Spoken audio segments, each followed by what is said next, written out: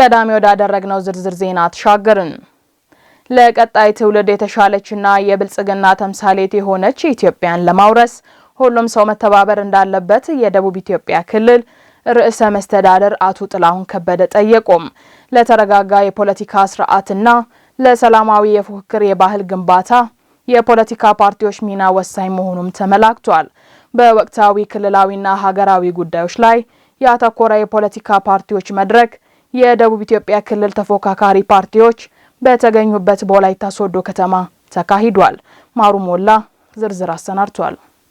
ጠንካራ የሀገረ መንግስት ግንባታ የሚኖረው ሁሉን አካታች የፖለቲካ ምህዳር ሲኖር ብቻ መሆኑን ገዢው መንግስት እንደሚያምን የገለጹት የደቡብ ኢትዮጵያ ክልል ርዕሰ መስተዳድር አቶ ጥላሁን ከበደ የተረጋጋ የፖለቲካ ስርዓት የዴሞክራሲ ባህል እንዲሻሻልና እንዲያድግ ተፎካካሪ ፓርቲዎች የሚጠበቅባቸውን ሚና በአግባቡ ሊወጡ እንደሚገባ አሳስበዋል። መንግስት እጅግ በጣም በርካታ ባህሎችን ቀይሮ ለሀገር የሚጠቅም ለቀጣይ ትውልድ የተሻለችን ኢትዮጵያ ከምንም በላይ የሰውን እጅ የማታይ በሰው ርዕዮት የማትመራ ለራሷ ዜጎች የተመቸች የብልጽግና ተምሳሌት የሆነችን ኢትዮጵያ እንድትሆን ለማድረግ ሁሉም የዳር ተመልካች የበይ ተመልካች ሳንሆን ሁላችንም የራሳችን ጠጠር ይዘን በጋራ የምንገነባት የጋራ ሀገራችን ላይ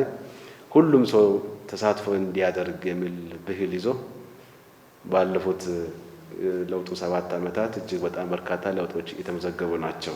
ከዚህ ቀደም ተቋሚ ተብለው ተገለውና ተሳደው የቆዩ ተፎካካሪ ፓርቲዎች ከአንድ ዓመት በፊት እንደ ክልል ከገዢው ፓርቲ ጋር በጋራ ከተገባው የቃል ኪዳን ሰነድ በኋላ አበርክቷቸው መጨመሩን የደቡብ ኢትዮጵያ ክልል የፖለቲካ ፓርቲዎች የጋራ ምክር ቤት ሰብሳቢ አቶ ጎበዜ አበራ ተናግረዋል። የአመለካከት ልዩነት እንደ እርግማን ተወስዶ ከመፈራረጅ፣ ከመቀጣጣት፣ ከመጠፋፋት ባህል አልፎም ተርፎ እሱ ተቃዋሚ ነው እሷ ተቃዋሚ ናት በሚል ስም ከማህበራዊ ከኢኮኖሚያዊና ከፖለቲካዊ ጉዳዮች ከመገለል ተሻግረን ዛሬ ላይ የጋራ ጉዳዮቻችን በጋራ የመወያየት ባህል እናዳብር በሚል በተፈራረምነው ቃል ኪዳን ሰነዳችን መሰረት አጠቃላይ አገራዊና ክልላዊ ጉዳዮች ላይ መወያየት እንፈልጋለን ብለን በጠየቅነው ጥያቄ መሰረት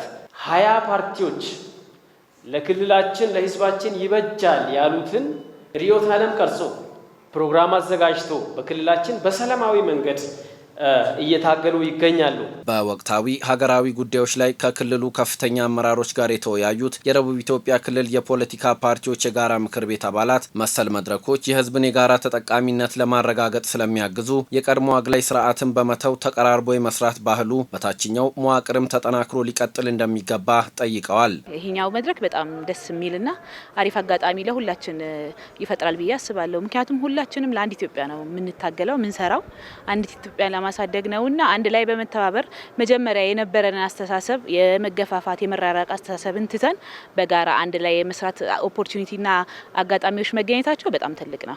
ወረድ ስንል ገበሬዎች ጋርም ደግሞ አቅማቸው ሳይታይ አቅማቸውን ያላማከለ አንዳንድ ገንዘብ ማዋጮ ይጠይቃሉ። የማን ተልኮ እንደሆነ አይታወቅም።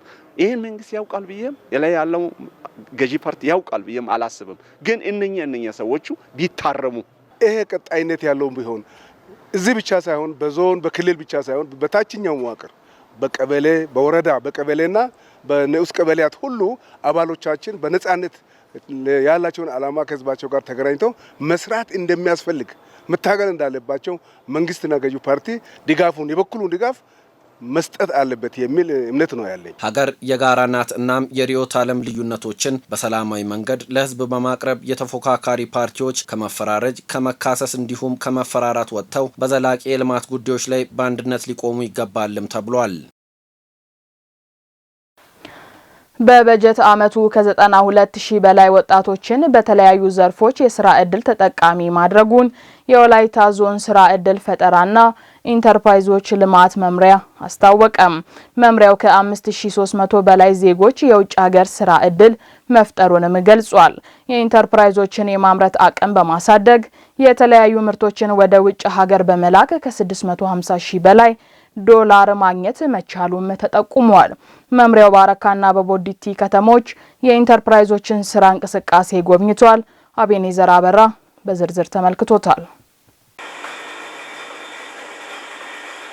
የወላይታ ዞን ስራ ዕድል ፈጠራና ኢንተርፕራይዞች ልማት መምሪያ በዞኑ አረካና ቦዲቲ ከተሞች የኢንተርፕራይዞችን ስራ እንቅስቃሴ መስክ ምልከታ አድርጓል። በጉብኝቱ ወቅት የወላይታ ቴሌቪዥን ያነጋገራቸው በተለያዩ ማህበራት የተደራጁ ወጣቶች በስራቸው ውጤታማና ተጠቃሚ መሆናቸውን ተናግረዋል። ከኛ አልፈን ራሱ የኢትዮችን ችግር እናቶችና የኢትዮችን ችግር ቀርፏል ብለን ገምተው ለምን ከዚህ በፊት እንሰት መሬት ላይ ይቀበራል ይተላል ጎርፍ ይገባል አልፎ ተርፎ አርሶ አደር ደግሞ እንሰቱን ሸጦ አያውቅም። እንሰቱ እኛ ከነሱና ከኛ መሃል ገበያ ትስስርም አለ። 700 የእንቁላል ጣይ ዶሮዎች አሉን። 3000 የጫጩት በየተፋረቅ በየወሩ እያፈራረቅን እናስገባለን። በእንደዛ ሁኔታ አንድ ቀን ጫጩትም አለን እንቁላል ጣይም አለን። ልጆቻችን በማስተማር ራሳችን በማህበራዊ ኑሮ ደግሞ በጥሩ ህይወት በመኖር ደግሞ በእኛ ስር ተቀጥሮ ደግሞ ለሚሰሩ ሰራተኞች ደሞዛቸውን በጊዜ በመክፈል ለነሱ ደግሞ ተገቢያዊ የሚያስፈልገው ነገርን ሁሉን በማሟላት ሙሉ ተጠቃሚ ሆነናል። አሁን በጧት እስከ 40 ሊትር እናገኛለን። ጧት ማለት ነው። ከሰዓት እንደዛው 35 በቀን እስከ 70 ሊትር 70 እስከ 75 ሊትር እያመረተን ነው ያለ ነው።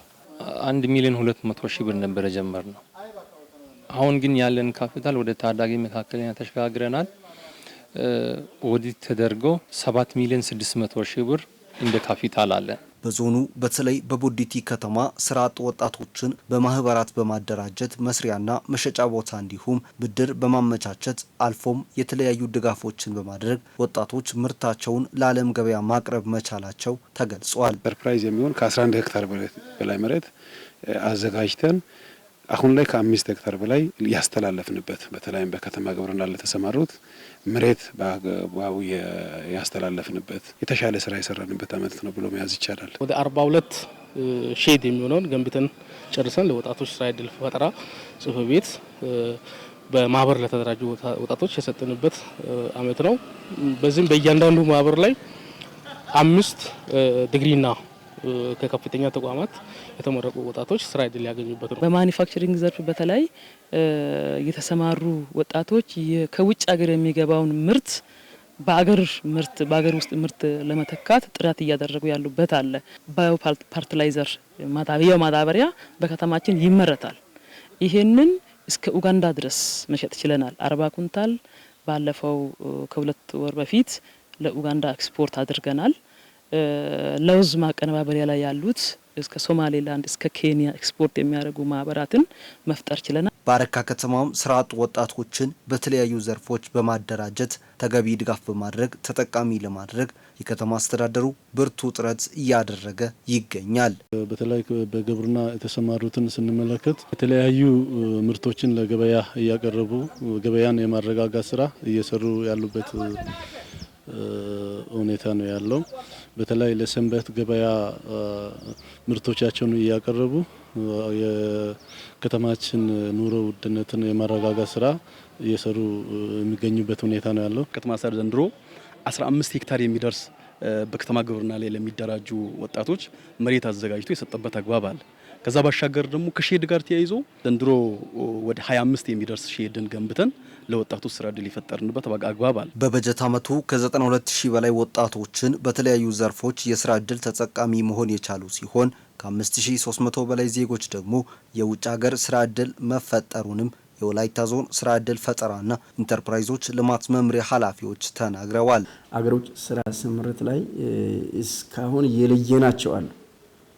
እስከ 36,000 በላይ ወጣቶችን ለይተናል። እነዚህ ይለያሉ፣ ይሰለጥናሉ፣ ሲኦሲ ይወስዳሉ። ከቴክኒክና ሙያ ፖሊቴክኒክና ሙያ የወሰዱ ከ36,000 በላይ አሉ።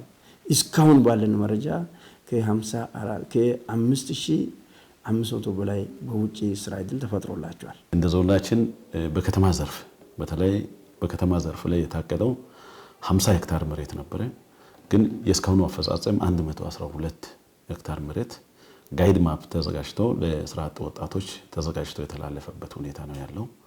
መሬትን ማዘጋጀት ብቻ ሳይሆን በሚሰማሩበት መስክ ላይ ለነሱ ምቹ ሁኔታ ከመፍጠር አንፃር መንግስት ብድርም እያመቻቸ ያለበት ሁኔታ አለ። በወላይታ ዞን የኢንተርፕራይዞችን የማምረት አቅም በማሳደግ በበጀት ዓመቱ የተለያዩ ምርቶችን ወደ ውጭ ሀገር በመላክ ከ650 ሺህ በላይ ዶላር ማግኘት መቻሉም ተጠቁመዋል።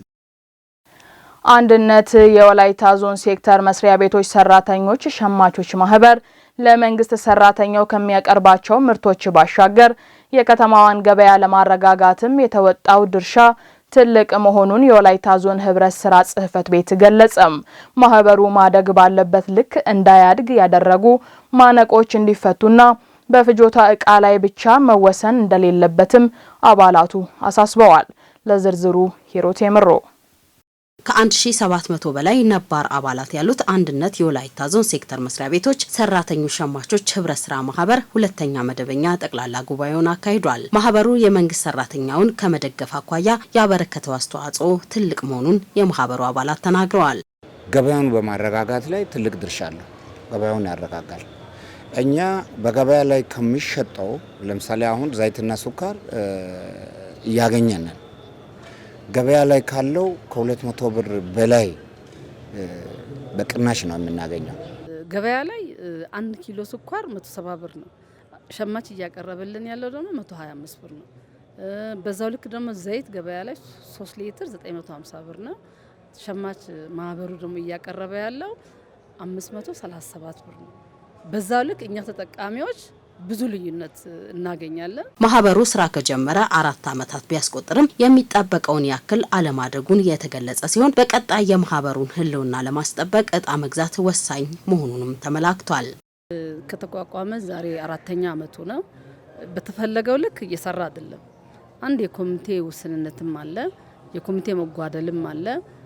ደግሞ የኮሚቴ አባላት የሚያስፈልገውን ግብአት በየጊዜው እያስገባ የገቢ መጠኑን ራሱ እያሳደገ ያልታየበት ሁኔታም አለ። ካፒታሏ ትንሽ ስለሆነች የሚቀርቡ አብዛኛው በመንግስት ድጎማ የሚቀርቡ ዘይትና ስኳር ናቸው። ሌሎችን ጤፍ የመሰለ ነገር በቆሎ ተጨማሪ በግዢ የሚቀርቡ ዘይቶች አሉ። በዲያስፖራ አካውንት የሚሸጡ ዘይቶች አሉ። ያንንም ለመግዛት ብር ያስፈልጋል፣ ካፒታል ያስፈልጋል። አሁን ያው ከኔም ጀምሮ እጣችንን ከፍ ማድረግ አለብን ማለት ነው። እጣችን ከፍ ሲል የተለያዩ ነገሮችን አስቤዛ፣ ሽንኩርት ለመንግስት ሰራተኛ ሽንኩርትም፣ ነጭ ሽንኩርት፣ ጤፍ፣ በቆሎ፣ ስንዴ እነዚህ ነገሮችን ማቅረብ እንችላለን። ለማህበሩ እንዲሰራ ከተፈቀደ ነገር አንጻር ዝቅተኛውን እየሰራ ነው። ዘይትና ስኳር፣ ሳሙና ነው እያቀረብን ያለ ነው።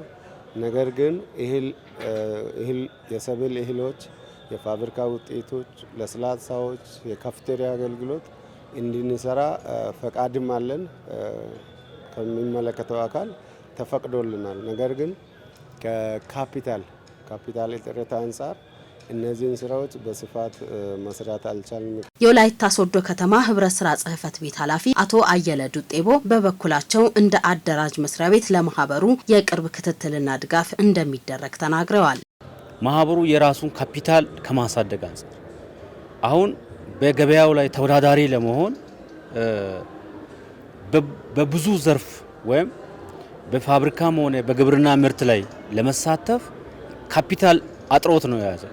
ስለዚህ ከዚህ አጥር ለመውጣት ቢያንስ የካፒታል መጠን መጨመር አለበትና ለዚህ ደግሞ ለካፒታል መጨመር ምንጭ ሊሆን የሚችለው የአባላት ቁጥር ከፍ በማለትና ያለውም ነባር አባላት ተጨማሪ እጣ በመግዛት ነውና ይሄንን ማህበሩ እንዲያደርግ ድጋፍና ክትትል የምናደርገው ይሆናል። የወላይታ ዞን ህብረት ስራ ጽህፈት ቤት ኃላፊ አቶ ጌታቸው ገቡ የመንግስት ሰራተኛውን ካለው ኑሮ ውድነት ለማረጋጋት የማህበሩ ዓላማ መሆኑን ተናግረው በቀጣይ ማህበሩን ከመደገፍና ከማብቃት አንጻር እየተሰሩ ያሉ ስራዎችን ማጠናከር እንደሚያስፈልግም ገልጸዋል። ማህበሩ ብዙ ዓላማ አለው።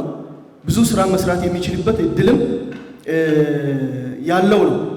ከዚህ አኳያ የአባሉን ፍላጎት በመጠየቅ ከአባሉ ገንዘብ በመሰብሰብ ከተለያዩ አበዳሪ ተቋማት ብድር በመውሰድ የአባላትን ፍላጎት የግብርና ምርቶችን በተለይም አባላት የሚፈልጉትን ለይቶ ከማሰባሰብ ከማቅረብ አኳያ የፋብሪካ ውጤቶችን ዘይትና ስኳር ብቻ አይደሉም፣ ብዙ አሉ አባላት የሚፈልጓቸው። እነዛን በፍላጎታቸው መሰረት ከማቅረብ አኳያ ያሉ ውስንነቶች አሉ። ሌላው የአሰራር ክፍተቶች አሉ። እነዚህን ማረም ግድ ነው። ሪፎርሙን ተከትሎ የሚካሄድ ጉባኤ እንደመሆኑ መጠን በተለያዩ ጉዳዮች ላይ ሪፎርም በማካሄድ ማህበሩን የማጠናከር ስራ እንሰራለን ብዬ እጠብቃለሁ። በመጨረሻም ክፍተት በታየባቸው ቦታዎች 14 አዲስ ኮሚቴዎችን በመምረጥ ጉባኤው ተጠናቋል።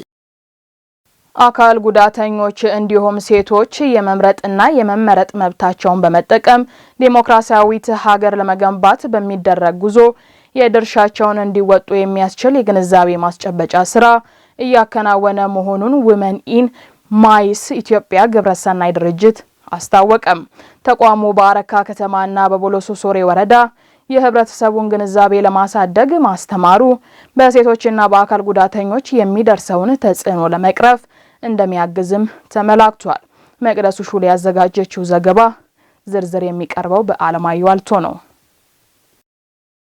ሴቶችንና አካል ጉዳተኞችን በተለያዩ ዘርፎች ማሳተፍና ብቁ እንዲሆኑ ማበረታታት የአንድ ሀገር እድገት ለማፋጠን ጉልህ ሚና አለው። በዚህም ሴቶች በሁሉም መስኮች ብቁ እንዲሆኑ የሚሰራው ውመን ኢን ማይስ ኢትዮጵያ የተባለ መንግስታዊ ያልሆነ ድርጅት ሴቶችና አካል ጉዳተኞች በምርጫው ጊዜ ከመምረጥ ባሻገር የመመረጥ መብታቸው ተከብሮ በንቃት እንዲሳተፉ ለማድረግ ከኢትዮጵያ ብሔራዊ ምርጫ ቦርድ ጋር በመተባበር ወላይታ ዞን በተለያዩ ወረዳዎችና ከተማ አስተዳደሮች ለማህበረሰቡ የግንዛቤ ማስጨበጫ ትምህርት እየሰጡ መሆናቸውን የተቋሙ መስራችና ስራ አስፈጻሚ ወይዘሮ አባይነሽ አሽኮ ገልጸዋል። ማህበረሰቡ ሴት አትችልም፣ አካል ጉዳተኛ ሴት አትችልም ብለው በጎደለው ፓርቷ እያዩ ነው እንጂ ጭንቅላት እንዳላት መምራት እንደምትችል ማህበረሰቧን ማገልገል እንደምትችልም እንደምትፈልግም አይረዳም። ስለዚህ ያንን ከመመረጥ ምርጫ ላይ ወጣ ከመምረጥ ያው ለመምረጥም ቻሌንጅ አላት። እንደገና አካል ጉዳተኛ ስትሆን ደግሞ የበለጠ ህይወቷ ላይ ቻሌንጅ አለው። ግን በዚህም ሆኖ ጭንቅላት ያላቸው መምራት የሚችሉ ማህበረሰባቸው የሚወዱ ማገልገል የሚፈልጉ ድንቅ ሴቶች አሉና እነሱን ሴቶች ማህበረሰቡ እንዲረዳ ከመምረጥም ባለፈ ተመርጠው ማህበረሰቡን እንዲያገለግሉ አዌርነስ እየፈጠርን ያለ ነው። ለማህበረሰቡ ትምህርት እየሰጠን ያለ ነው፣ እያነቃን ያለ ነው። ተቋሙ በአረካ ከተማና በቦሎሶ ሶሬ ወረዳ የህብረተሰቡን ግንዛቤ ለማሳደግ ማስተማሩ በሴቶችና በአካል ጉዳተኞች ላይ የሚደርሰውን ተጽዕኖ ለመቅረፍ የሚያግዝ መሆኑንና በቀጣይ ጊዜያትም የማስተማር ስራ አጠናክረው እንደሚያስቀጥሉ የከተማውና የወረዳው የሴቶችና ህጻናት ጽህፈት ቤት ኃላፊዎች አመላክተዋል። በወረዳችን እየሰራን በማህበር ተደራጅተው የራሳቸውን ስራ እየሰሩ እየተመረጡም ስራም እየተቀጠሩ ቅድሚያም እየተሰጣቸው እየሰራን ነበር። ግን የዛሬው መድረክ ይበልጥ የጠቀመው ወይንም በስፋት ሰውን እንድናገኝ አድርጎናል። ምክንያቱም እኛ ከዚህ በፊት ስንጠራ ትምህርት ስንሰጣቸው በተወሰኑ ቀበሌያት ወይንም በተወሰኑ አካባቢ ወይንም እነሱን አካል ጉዳተኞችን ጠርተን ነበር። ህብረተሰብ ውስጥ ያለው ኋላ ቀርነት አስተሳሰቦች አሉ።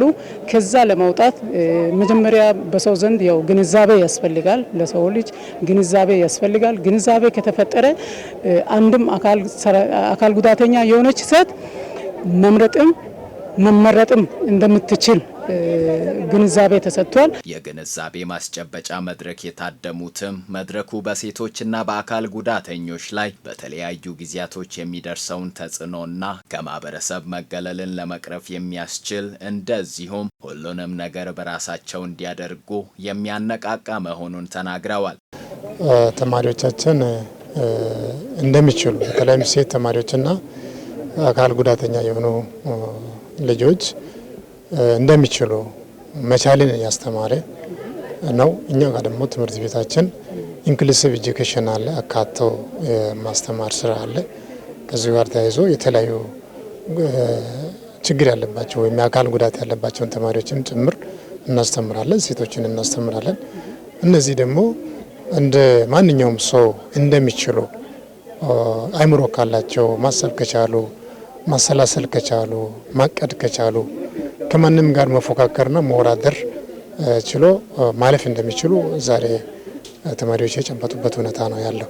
ሰው ምንኛ እንቅፋት ቢሆንም እንግዲህ የራስ አእምሮ ስለሆነ በራስ ነው የምንቀሳቀሰው ማለት ነው እና እስካሁን ሁሉም እያበረታቱኝ ነው። የትም ቢሄድ የትም እኔን ሁሉም ያበረታቱኛል። ብቻ መስራት እችላለሁ በማለት አቀርባለሁ። ይችላል አካል ጉዳተኛ መስራት። ማህበረሰቡ ሴቶችንና አካል ጉዳተኞችን በሁሉም ዘርፍ ተሳታፊ እንዲሆኑ ለማድረግ በሚደረገው ጥረት ከማግለል ይልቅ በማበረታታት ያላቸውን እውቀት እንዲጠቀሙ በማድረግ የራሳቸውን ኃላፊነት መወጣት አለባቸው ተብሏል።